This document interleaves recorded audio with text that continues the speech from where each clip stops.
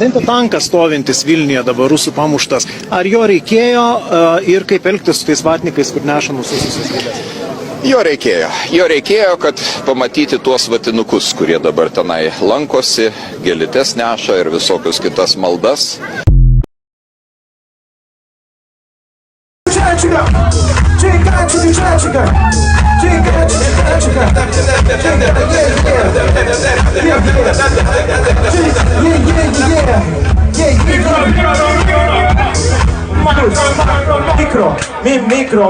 Mikro.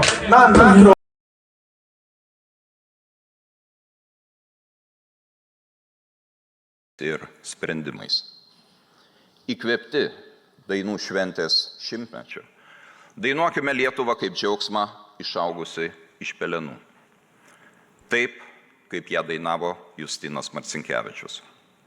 Kilkime aukštyn kaip viena, vieninga ir stipri Lietuva. Ir čia, gerbėmieji, ketinau padėti tašką. Deja, pastarieji įvykiai neleidžia to padaryti.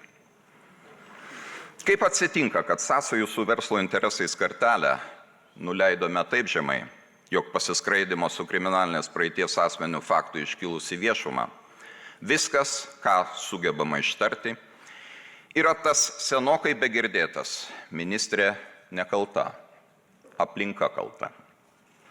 Arba dar blogiau. Kaip atsitinka, kad abejotinos reputacijos ir ryšių įmonė sugeba dominuoti atsiskaitimo su viešuoju sektoriumi rinkoje gana ilgą laiką? Į šios klausimus reikės atsakyti.